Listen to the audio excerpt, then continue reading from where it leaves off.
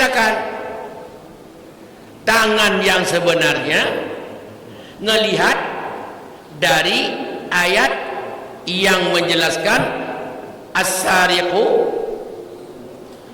maling laki-laki, was-sariqatu, dan maling perempuan, faqta'u aydiyahuma, potong tangan. Kalau kalimat tangan dalam wudu sampai siku, potong tangan berarti potonglah sampai siku. Belum ada ulama yang mengatakan potong tangan sampai siku, belum ada. Berarti makna tangan di situ adalah sampai pergelangan.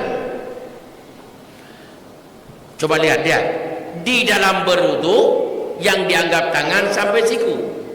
Di dalam pemotongan tangan orang maling, tangan itu bukan sampai siku, hanya sampai pergelangan. Kedua-duanya masih diberikan nama tangan. Kalau kita tidak memahami ilmu, ngotot dalam hidup, mempertahankan ilmu kita hanya tangan itu dalam wudu sampai siku, maka kalau ditanya sama anda yang tidak paham agama, Pak Kiai, ya, kalau kita potong tangan maling di mana kita potong? Dalam wudu yang dianggap tangan sampai siku, potong sampai siku. Berarti itulah saya katakan, karena tangan pemahaman anda itu sampai siku. Padahal dengan tangan itu di mana dulu kita pakai? Kalau kita untuk berwudu, tangan itu sampai siku. Kalau kita untuk hukuman kepada si maling, tangannya sampai pergelangan saja, yang ada potong pergelangannya. Pertanyaannya, dalam wudu jelas tangannya sampai siku. Dalam memotong tangan orang maling jelas sampai pergelangan. Dalam tayamum tangan sampai mana? Dalam tayamum sampai siku atau pergelangan?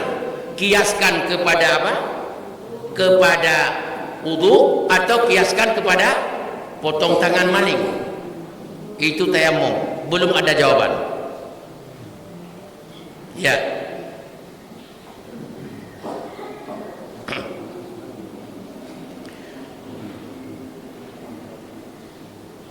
Ya, kalau sudah begitu,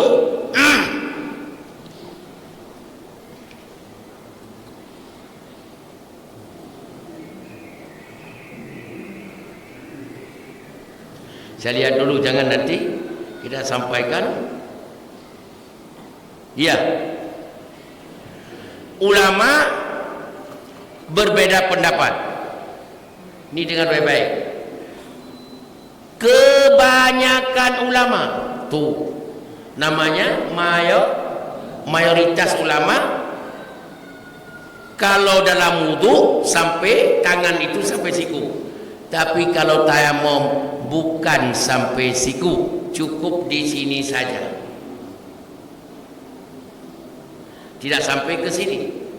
Itu kebanyakan ulama, kecuali mazhab Syafi'i yang mayoritas dianut oleh orang Indonesia, Singapura, Thailand, Malaysia, Brunei, Filipina, dan sebahagian dari di atas Filipina, di atas ini Thailand,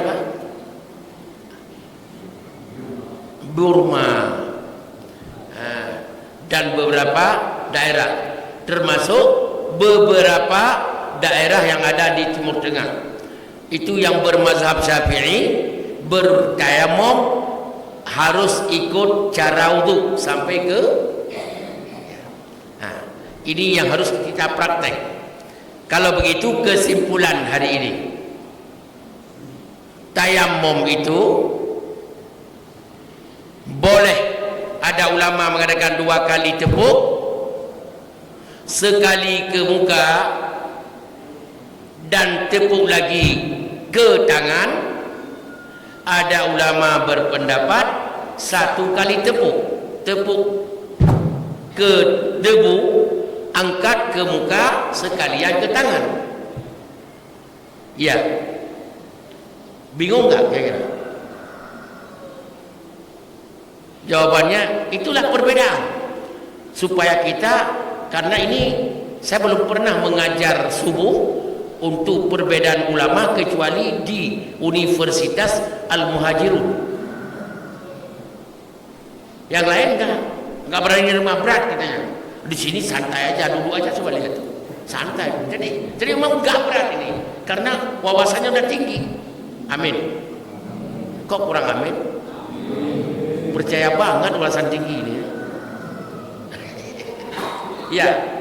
Kalau begitu ulama ulang dua pendapat.